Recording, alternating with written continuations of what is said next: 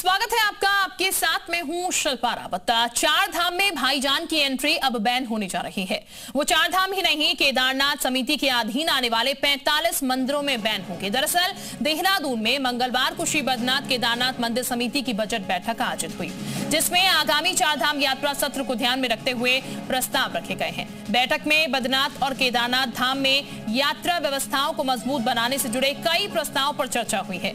इसके साथ ही दोनों धामों में गैर सनातनियों के प्रवेश पर रोक लगाने का प्रस्ताव भी सर्वसम्मति से पारित किया गया। समिति ने कहा है कि आने वाले यात्रा सत्र में श्रद्धालुओं की बढ़ती संख्या को देखते हुए दर्शन व्यवस्था, आधारभूत सुविधाओं और सुरक्षा इंतजामों को मजबूत किया जाए, ताकि यात्रियों को सुरक्षित और सुगम दर्शन मिल सके। तो गैर सनातनी जो है वो अब नहीं जा पाएंगे बद्रीनाथ केदारनाथ। बीकेटीसी बोर्ड का ये फैसला हुआ है। बैठक में सर्वसहमति से प्रस्ताव को पास कर दिया गया है। प्रशासन ने को प्रस्ताव भेजेगा बीकेटीसी बोर्ड, और ये बड़ा फैसला बीकेटीसी बोर्ड की तरफ से किया गया है। बद्री केदार मंदिर समिति का ये फैसला है कि गैर सनातनी जो हैं वो यहाँ पर अब नहीं आएंगे, उनका प्रवेश जो है वो वर्जित होगा।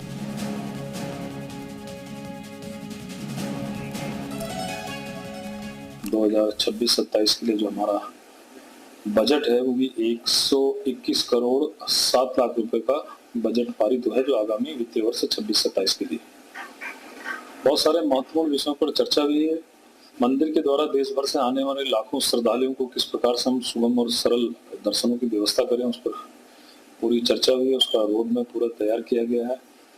और जो सबसे महत्वपूर्ण विषय था कि जो श्री केदारनाथ जी और श्री बद्रीनाथ धाम में गैर सनातनियों का पूर्णतः प्रतिबंध को लेकर बोर्ड में पूरी तरह से ध्वनिमत से पारित हो गया कि हमारे जो दोनों धाम है और जो अधीनस्थ हमारे जो 47 मंदिर हैं उन पर पूर्णतः जो है कि गैर सनातनियों का, गैर हिंदू का प्रवेश प्रतिबंधित रहेगा। और इसी पर चर्चा करने के लिए हमारे साथ कुछ खास मेहमान जुड़ चुके हैं, उनका हम सीधे रुख कर लेते हैं। शीशपाल बिष्ट हमारे साथ हैं, कांग्रेस प्रवक्ता। बहुत स्वागत है आपका जी उत्तर प्रदेश उत्तराखंड पर। इसके साथ ही मुफ्ती समून कासमी हमारे साथ हैं, उत्तराखंड मदरसा बोर्ड के अध्यक्ष हैं। बहुत स्वागत है आपका भी। और ज्ञानेश जी महाराज हिंदू धर्मगुरु हमारे साथ हैं। सबसे पहले रुख हम कर लेते हैं शीशपाल बिष्ट जी का। शीशपाल जी, जो फैसला लिया जा रहा है बीकेटीसी की तरफ से, जो प्रस्ताव दिया गया है, इस प्रस्ताव को लेकर आप क्या समझ पा रहे हैं? इस प्रस्ताव पर आपकी राय क्या है, पहले जरा बताइएगा। आपको ये प्रस्ताव कैसा लग रहा है? देखिए, बीकेटीसी लगातार विवादों में है, चाहे वहां पर क्यूआर कोड से चंदा उगाई का मामला हो, चाहे केदारनाथ में सोना पीतल में बदलने का मामला हो, चाहे केदारनाथ धाम का प्रतीकात्मक मंदिर दिल्ली में बनाने का मामला हो, और अब जो केदारनाथ धाम की पवित्र रूप छड़ी है उसके गुम होने का मामला हो। इन सब मामलों के कारण जो है केदारनाथ और बद्रीनाथ धाम की प्रतिष्ठा भी धूमिल हो रही थी और बीकेटीसी के फैसलों पर बड़े सवाल खड़े हो रहे थे।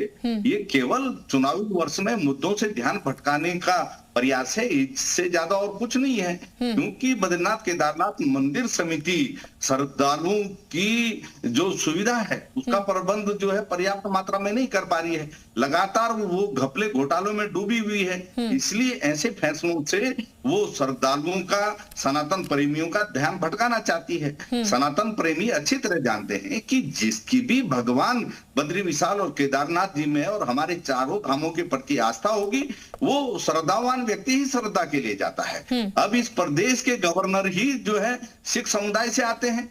क्या सिख समुदाय अपने को सनातनी मानता है या नहीं मानता है, ये भी पूछ लिया जाना चाहिए। क्या उनको भी जो है वहां पर प्रतिबंधित किया जाएगा? भारतीय संविधान इस देश में हर किसी को अपने तरीके से पाठ पूजा की अनुमति देता है, अपनी श्रद्धा की अभिव्यक्ति की अनुमति देता है, और उस पर किस तरीके से प्रतिबंध लगाया जा सकता है, ये जो है बड़ा अटपटा सा सवाल है। और मैं तो ऐसा मानता हूं कि धार्मिक यात्रा, तीर्थों के दर्शन कोई भी करेगा वो श्रद्धा से करेगा। जिसकी आस्था हमारे प्रतीकों में होगी, हमारे धामों के प्रति होगी, वही जो है यात्रा के लिए जाएगा। अब बद्रीनाथ मंदिर समिति अगर जो है अपने उद्देश्यों से भटकना चाहती है और वो मुद्दों से अगर ध्यान भटकाना चाहती है तो उसमें मैं क्या कह सकता हूँ। ठीक है सर। हमारे साथ और भी मेहमान जुड़े, उनका भी रुख कर लेते हैं। कासमी साहब के पास चलते हैं। कासमी साहब, इसकी अगर बात की जाए, जो फैसला लिया गया है, आप इसे कैसे देख रहे हैं? आस्था है या फिर भेदभाव किया जा रहा है? प्रथम दृष्टिया तो मैं समझता हूँ कि लॉ एंड ऑर्डर से जुड़ा हुआ है और अन्य धर्मों के लोग और विशेषकर मुस्लिम्स को वहाँ उनकी पूजा पद्धति में करके हस्तक्षेप नहीं करना चाहिए। और मैं ये समझता हूँ कि हमारे माननीय मुख्यमंत्री पुष्कर सिंह धामी जी के नेतृत्व के अंदर पिछले दिनों एक कालनेमी शुरू हुआ था, जिसमें बहुत सारे लोग वेश बदल करके, अपनी वेशभूषाओं बदल करके लोगों को ठगने का काम कर रहे थे। आज भी इस तरह के हालात बन सकते हैं कि कुछ लोग, असामाजिक लोग मुसलमानों का भेष भर के भी आ सकते हैं। तो इसलिए मैं समझता हूँ कि ये बहुत अच्छा निर्णय है और पूजा पद्धति हमारी अलग है, नफे और नुकसान तो हमारे एक ही हैं। अगर मंदिर समिति ये फैसला लेती है तो इसमें मैं समझता हूँ कि धार्मिक तौर से, आध्यात्मिक तौर से कोई खराब नहीं है, बल्कि अच्छा है, इसके परिणाम अच्छे आएंगे। इसलिए कि लॉ एंड ऑर्डर की स्थिति अच्छी रहेगी और एक दूसरे का सम्मान तो तमाम धर्म सिखाते ही हैं, वो हम लोग करते ही हैं और करना ही चाहिए। वसुधैव कुटुंबकम की जो भावना है वो सनातन धर्म की प्रथम श्रेणी की एक वो है कि जो पूरे विश्व को अपना परिवार समझती है। तो मैं समझता हूँ कि यही धारणा इस्लाम की भी है कि इस्लाम तो इन तमाम चीजों पर ये कहता है कि भाई देखिए, अगर आप लकुम दीनुकुम वलिय दीन, तुम्हारा दीन तुम्हारे लिए, हमारा दीन हमारे लिए, यानी हमारी आस्था हमारे साथ, आपकी आस्था आपके साथ। तो ऐसे मौकों पर अगर ये मंदिर समिति ने ऐसा अगर प्रस्ताव लाई है तो मैं समझता हूँ इससे मुसलमानों को ना नाराज होने की जरूरत है, ना उन्हें इसके ऊपर कोई बात करने की जरूरत है उनके लिए, बल्कि ये अच्छा है ताकि कोई ऐसा मामला सामने ना आए कि जिससे हमारी जो परंपराएं हैं, जो हमारे आपसी भाईचारा है, प्रभावित ना हो। और ये माननीय मुख्यमंत्री पुष्कर सिंह धामी जी के नेतृत्व के अंदर हमारा प्रदेश एक आदर्श प्रदेश की तरफ चल रहा है। ये एक अच्छा निर्णय है। मैं समझता हूँ कि इससे कोई यानी कि किसी को नाराजगी नहीं होनी चाहिए। मैं वापस आपके पास लौटती हूँ। ज्ञानेश जी महाराज हमारे साथ हिंदू धर्मगुरु जुड़े हुए हैं, उनका भी रुक लेते हैं। ज्ञानेश जी महाराज, बीकेटीसी की अगर बात की जाए तो प्रस्ताव जो यहाँ पर रखने की बात की गई है, जो प्रस्ताव लाया गया है, जिसका कासमी साहब भी समर्थन करते हुए नजर आ रहे हैं कि किसी को नाराजगी नहीं होनी चाहिए। अगर ये कहा गया है कि गैर हिंदू जो है वो यहाँ पर गैर ना आए और सिर्फ हिंदू वर्ग का जो तबका है वो यहाँ पर आए, तो उससे किसी को दिक्कत तो नहीं होनी चाहिए। देखिए, बात बिल्कुल सही है। इसमें नाराजगी की या इसमें वैचारिक मतभेद की कहीं गुंजाइश बसती नहीं है। आप बहुत अच्छे से जानती हैं, हमारे भारत की जो संस्कृति है वो अतिथि देवो भव की है। हमारे यहाँ पर अतिथि को देवताओं के समान सम्मान दिया जाता है, उनका स्वागत सत्कार किया जाता है। लेकिन बात आती है चार धाम यानी कि देवभूमि। देवभूमि चार धाम सिर्फ एक स्थान नहीं है, हिमालय का एक भूगोल का क्षेत्र नहीं है, ये सनातन की रीढ़ की हड्डी है। यहाँ की मर्यादा, देखिए, विषय ये नहीं है कि वहां पर किस धर्म का व्यक्ति जाएगा या किस धर्म का व्यक्ति नहीं जाएगा। बात होती है आस्था की और मर्यादा की। जी, मर्यादा में रह करके अगर आप जाते हैं, यानी कि आप अगर मान लीजिए किसी दबंग व्यक्ति से मिलने जाएंगे तो आप पूरा ताम झाम लेकर के हथियार के साथ मिलने जाएंगे। जब आप मंदिर में जाते हैं तो आस्था के साथ जाते हैं। जब आप किसी बड़े व्यक्ति से मिलते हैं तो नम्रता विम्रता के साथ मिलते हैं। अगर आप चार धाम जाना चाहते हैं, आपको बद्रीनाथ, केदारनाथ, यमुनोत्री, गंगोत्री धाम के दर्शन सच में पाना है, तो हिंदू और मुस्लिम की एंट्री से पहले आजकल जो मोबाइल रील वाला, वैसे पिछले वर्ष सरकार ने इस पर विचार किया था जो बहुत स्वागत योग्य था, इस पर भी लगाम लगना चाहिए। अब बात आती है मेन मुद्दा की गैर हिंदू वहां पर प्रवेश नहीं करेगा।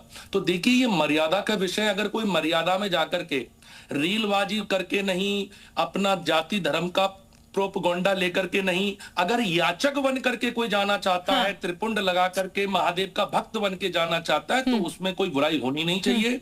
खास तौर पर ये सिर्फ एक स्थान, ये हमारे सनातन के रीढ़ की हड्डी हैं, इनकी मर्यादा बचाना बहुत जरूरी है। अगर हमने इनकी मर्यादा का पालन नहीं किया, साथ में प्रकृति का भी ध्यान रखना चाहिए। ये रील वाले व्यक्ति, फोटो वाले होते हैं, एक मोबाइल वाला व्यक्ति 10 लोगों के बराबर भीड़ पैदा कर देता है अपने अन्य लोगों को दर्शन कराने के कारण।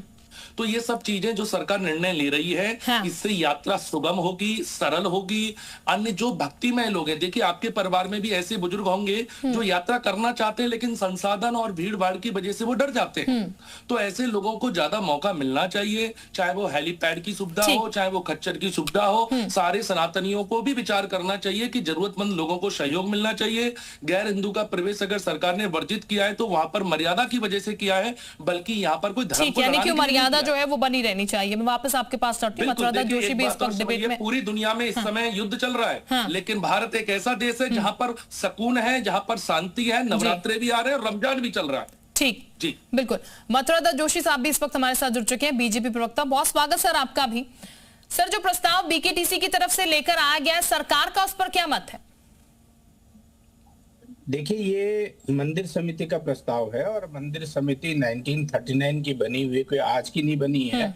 जब देश आजाद नहीं हुआ था तब की बनी है। उसके अपने बायलॉज है, अपने नियम है और बाई एक्ट बनी है। उत्तर प्रदेश की विधानसभा ने इसको पारित किया है और ये तब का एक्ट है। उस एक्ट में अगर प्रावधान है और मंदिर समिति ने अपने प्रस्ताव में कोई विचार किया है और एक उस विचार को मंदिर समिति आगे लाई है, तो भी देखते हैं। मंदिर समिति का प्रस्ताव तो पहले सरकार को प्राप्त हो, तब सरकार उसमें बोलेगी। एक तो मामला ये है। दूसरा ये है कि मंदिर समिति एक स्वायत्तशासी संस्था है, उसको निर्णय लेने का अधिकार है, उसने निर्णय लिया है। और मैं समझता हूँ कि अगर उन्होंने ये कहा है कि केदारनाथ और बद्रीनाथ में गैर हिंदू प्रवेश नहीं कर सकते, गैर सनातनी शब्द है, हिंदू भी नहीं कहा है, सनातनी प्रवेश नहीं कर सकते, उसमें मुझे लगता है किसी को आपत्ति नहीं होनी चाहिए। वो अपना निर्णय उनका है और मंदिरों की पवित्रता बनी रहनी चाहिए। तमाम तरह की घटनाएं हो रही हैं, जैसे भी हरिद्वार में ही हुआ था, हर की पैड़ी में अरबी लिबास पहन के कुछ 2 युवक घुस गए थे, कितना बड़ा बवाल हुआ था। देखो, तो उत्तराखंड अतिथि देवो भव की संस्कृति को मानने वाले लोग हैं। हम तो हर एक को अपना अतिथि मानते हैं, देवता की तरह उसका मानते हैं, उसका सम्मान करते हैं। लेकिन मैं समझता हूँ मंदिर समिति का अपना निर्णय है, मंदिर समिति को अधिकार भी निर्णय लेने का, इसमें किसी को आपत्ति नहीं होनी चाहिए। और अभी उसके बाद सरकार के प्रस्ताव आएगा, सरकार करेगी उसमें निर्णय जो भी निर्णय करना होगा। वो सरकार जो भी मंदिर समिति मांगेगी, मदद मांगेगी, उसमें सरकार अपने स्तर से बात करेगी।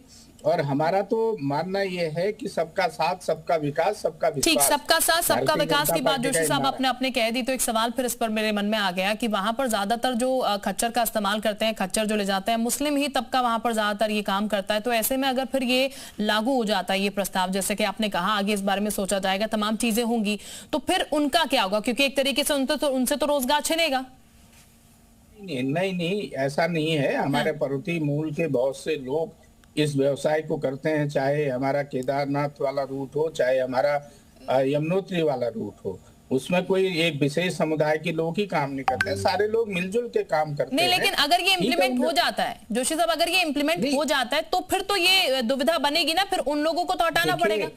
देखिए सबसे बड़ी बात यह है कि काम करने में किसी की कोई आपत्ति नहीं है। उन्होंने इतना कहा कि मंदिर समिति का जो परिसर है, प्रीमिसेस है, आप उसी में तो कह रहे हैं कि आप आपत्ति उसमें है गैर सनातनी आने पर। बाकी तो आप काम करें तो उतना लंबा 18-23 किलोमीटर। ठीक, यानी कि मंदिर की परिधि में सर फिर मतलब एक तरीके से मंदिर की परिधि में नहीं होने चाहिए। जी हाँ, स्पष्ट रूप से है ये। और किसी के लिए कोई आपत्ति नहीं है और किसी समुदाय विशेष को इंगित करते हुए ये नहीं कहा गया कि इस समुदाय का व्यक्ति नहीं आ सकता है। उन्हें कहा गैर सनातनी, जिसका सनातन में विश्वास नहीं है, जो सनातन धर्म को नहीं मानने वाले लोग हैं, उनके लिए है भाई, आप वो मत करिए, आपत्ति मत करिए। कई चीजें हैं, कई चीजें अभी जो चीजें डिबेट में अब हम उतनी बातें नहीं कर सकते। ये होता है सबके लिए, सारे धर्म के लोगों को अपनी अपनी स्वतंत्रता है, अपनी बात कहने का है। मैं समझता हूँ विपक्ष के मित्रों को भी इसमें आपत्ति नहीं होनी चाहिए। अगर उनका कोई सुझाव है तो ये बताएं, इसमें राजनीतिक चश्मे से देखने की आवश्यकता नहीं है, न इसे सरकार देख रही है। हाँ, ये मंदिर समिति का अपना निर्णय है। और मैंने कहा कि मंदिर समिति आज की नहीं बनी है, ब्रिटिश काल से बनी है। 1939 का एक्ट है, उस एक्ट को आप पढ़ सकते हैं। ठीक है सर। शीशपाल जी, हर धर्म स्थल को क्या अपनी परंपरा तय करने का अधिकार नहीं होना चाहिए? अगर मंदिर समिति ये बात कह रही है तो इस पर आपत्ति सर नहीं होनी चाहिए फिर कांग्रेस को भी? नहीं, देखिए आपत्ति नहीं है। मैं तो भारतीय संविधान की मूल भावना की बात करूं। भारतीय संविधान ने हर व्यक्ति को अपने तरीके से, अपनी मान्यता के अनुसार पूजा पद्धति का अधिकार दिया।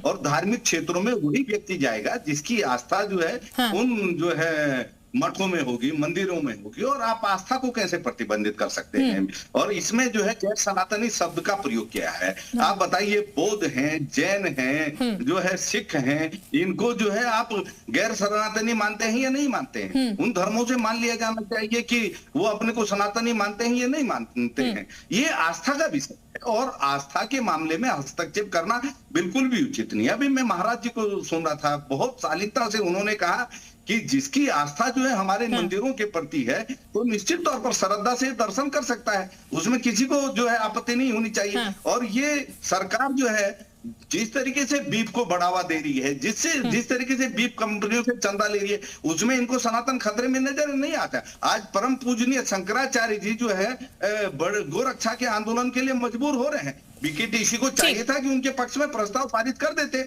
अगर आप इतने ही सनातन हितैषी हैं, इतने ही जो है गो भक्त हैं, गो रक्षक हैं, वहां पर तो बीकेटीसी कुछ नहीं कहती है। लेकिन क्योंकि चुनावी वर्ष है, आपको बात का बतंगड़ बनाना है, विवाद खड़ा करना है। ठीक, अब मैं देखता हूं कि जो है हमारे प्रदेश के महामहिम राज्यपाल को ये वहां पर ठीक, मैं जोशी साहब से इसका आंसर जरूर लूंगी। लेकिन आप सर अगर ये तमाम चीजें आप बता रहे हैं तो फिर इसका आप हल भी बता दीजिए। बीकेटीसी अगर ये प्रस्ताव लेके आई, अगर ऐसे नहीं होना चाहिए तो फिर कैसे होना चाहिए सर? कांग्रेस के पास अगर कोई प्रस्ताव है तो वो भी बता दीजिए, क्योंकि जोशी साहब कह रहे हैं कि हमारी जो विपक्षी पार्टी अगर प्रस्ताव कुछ अच्छा लाती है तो बेहतर उस पर भी काम करेंगे। नहीं, देखिए भारतीय संविधान को पढ़ लीजिए, भाजपा के लोग, सरकार के लोग, संविधान के अंदर क्या लिखा है, आप कैसे जो है आस्था को प्रतिबंधित कर सकते हैं? भाई आस्थावान व्यक्ति अगर हमारी मत मान्यताओं के अनुसार पूजा करने के लिए जाता है, मंदिर में भक्ति के लिए जाता है, अपनी मन्नत मांगने के लिए जाता है। हमारे यहाँ तो देखिए, हम तो उस प्रदेश के लोग हैं जहाँ इतनी बड़ी जो है सिखों की यात्रा चलती है हेमकुंड साहिब के लिए। हम तो सभी का जो है हृदय से स्वागत करते हैं, उनको भी उतना ही सम्मान देते हैं। ये प्रदेश तो अतिथि देवो भव में विश्वास करने वाला प्रदेश है। ठीक है, मैं वापस आपके पास लौटती हूँ और मेहमान भी है जोशी साहब से फटाफट से मैं जरा वापस कमेंट ले लेती हूँ यहाँ पर, उसके बाद फिर बाकी मेहमान के पास भी रुक करती हूँ। जोशी साहब जो बात कह रहे हैं यहाँ पर शीशपाल साहब, क्या ये संविधान का उल्लंघन नहीं हो रहा है इस तरीके से गैर मुस्लिमों की रोक पर? देखिए, ठीक है, बोलिएगा। हम भी संविधान की बात कर रहे हैं। मैं अपने प्रिय भाई शीशपाल बीजी से विनम्र निवेदन करूंगा कि 1939 का जो बद्रीनाथ केदारनाथ मंदिर समिति का एक्ट बना है, विधेयक बना है, वो भी तो क्या भारतीय संविधान से बाहर है क्या? वो भी तो भारतीय संविधान के अंतर्गत बना है। जहां तक भारतीय संविधान की बात करें, संविधान की किताब मेरे हाथ में, आप कहें तो मैं पढ़ देता हूँ। जिस आर्टिकल की ये बात करें उसमें हर व्यक्ति को अपनी स्वतंत्रता है, अपने धर्म को मनाने की स्वतंत्रता है। और निश्चित रूप से मेरा आरोप है कि कांग्रेस के लोग इसमें राजनीति कर रहे हैं। और मैं बड़ी विनम्रता के साथ कहूंगा, कांग्रेस के लोगों को तुष्टीकरण की राजनीति को छोड़ देना चाहिए। इस निर्णय को हम जो हमारी मंदिर समिति है उस पर डालते हैं, वो स्वतंत्र है और उसको अपना अधिकार है। आप देखिए, आप अन्य मंदिरों में कहीं भी देख लीजिए ना, आप, मैं यहीं पे एक सवाल पूछता हूँ, क्या शीशपाल जी को राम कलियर में चंदन टीका धोती कुर्ता पहन के, टोपी पहन के क्या जा सकते हैं क्या? जरा जाके देख ले, प्रयास कर ले। मैं मना नहीं कर रहा हूँ, मैं एक प्रयास कर ले कह रहा हूँ। ये अपनी अपनी आस्था का सवाल है, अपनी अपनी भावना का सवाल है। और संविधान, हम भी संविधान की बात कर रहे हैं। मैंने कहा जो मंदिर समिति का एक्ट बना है, चाहे हरिद्वार का म्युनिसिपल एक्ट हो 1916 का, वो भी संविधान के दायरे में बना हुआ है। और मंदिर समिति 1939 की है। मैं आज की बात नहीं कर रहा हूँ, जब देश आजाद नहीं हुआ था, इतना तो अधिकार हमको ब्रिटिश सरकार ने भी दिया था कि आप अपने मंदिरों के लिए अलग एक्ट बना सकते हैं। उत्तर प्रदेश की विधानसभा ने पारित करके दिया है वो एक्ट। तो उसमें मेरा निवेदन यह है कि इसमें हमारे मित्रों को राजनीति नहीं करनी चाहिए। और कांग्रेस के लोग हर बात को राजनीतिक चश्मे से देखेंगे तो निश्चित रूप से उनको नुकसान होगा। ठीक है शीशपाल जी, तुष्टीकरण की राजनीति हो रही है, फटाफट से फिर उस और गेस्ट के पास में जा रहे हैं। देखिए, तुष्टीकरण की राजनीति तो भारतीय जनता पार्टी कर रही है, इनकी सरकार कर रही है। मैं पहले कह चुका हूं कि बद्रीनाथ केदारनाथ समिति पर जितने घपले घोटालों के आरोप हैं, उन आरोपों में आज तक कितनी जांच हुई, कितने लोगों को जो है अपराधी घोषित किया गया, क्या सजा उनको मिली, ये सरकार नहीं बता पा रही है। इस मामले में जो है अगर साफ सूख जाता है। अरे आपने बद्रीनाथ केदारनाथ मंदिर समिति में 228 किलो सोना पीतल में कैसे बदला, आज तक उसकी क्या जांच की, किसको जो है आपने दोषी ठहराया? वहां के जो है धर्माचार्यों ने, हमारे तीर्थ पुरोहितों ने ये आरोप लगाया। आपने केदारनाथ धाम का प्रतीकात्मक मंदिर दिल्ली में किस वजह से बनाने का प्रयास किया? कैसे आपने वहां पर क्यूआर कोड से जो है श्रद्धालुओं से चंदा वसूला? और अब जो है केदारनाथ धाम की पवित्र रूप छड़ कहाँ है, उसका जवाब नहीं मिल रहा है। तो लगातार घपले घोटालों से ध्यान भटकाने का ये प्रयास है। ये भी भली भांति जानते हैं कि तीर्थ क्षेत्रों में दर्शन के लिए वही व्यक्ति जाएगा जिसकी उन तीर्थ क्षेत्रों में आस्था होगी, और आप आस्था को कैसे प्रतिबंधित कर सकते हैं, ये बड़ा सवाल है। ठीक है सर, मैं वापस लौटूंगी आप दोनों के पास मैं वापस लौटूंगी और मेहमानों को अब रुक कर लेते हैं। मुफ्ती साहब, क्या इस मुद्दे को लेकर राजनीति हो रही है कहीं ना कहीं? देखिए, मैं ये समझता हूं कि इस पर तो राजनीति नहीं करनी चाहिए। ये चीजें लॉ एंड ऑर्डर से संबंधित हैं। अगर मैं तो इसी पक्ष में हूं कि जैसे नॉन हिंदू के बारे में जो हम बात कर रहे हैं, और हमारी सरकार की तरफ से नहीं है, ये तो मंदिर समिति की तरफ से अथॉरिटी है, और उन्होंने अपने वहाँ के जो लॉ एंड ऑर्डर का मामला है, उनका जो वहाँ की व्यवस्था है उसे चुस्त और दुरुस्त रखने के लिए कहीं कोई ऐसी चीज ना हो जाए। अभी मुझसे पहले जो हमारे पार्टी के हमारे भाजपा के प्रवक्ता, उन्होंने कहा भी कि जो वहाँ सिर्फ मंदिर में उस परिसर में जाने के लिए है, ना कि उस क्षेत्र में। तो ये सारी चीजें जो है कोई ये संविधान के अनुसार है, इससे कोई संविधान खंडित नहीं हो रहा है, और मैं समझता हूँ कि ये कोई इसमें बिल्कुल, यानी कि प्रस्ताव स्वागत योग्य है, ये कहा जा सकता है यहाँ पर, और अधिकार होना भी चाहिए मंदिर समिति के पास। ये बहुत शुक्रिया आपका हमारे साथ चर्चा में जुड़ने के लिए। आप सभी मेहमान हमारे साथ जुड़े, समय दिया, बहुत बहुत शुक्रिया आपका। और वक्त एक छोटे से ब्रेक का है, ब्रेक के बाद तुरंत लौटेंगे।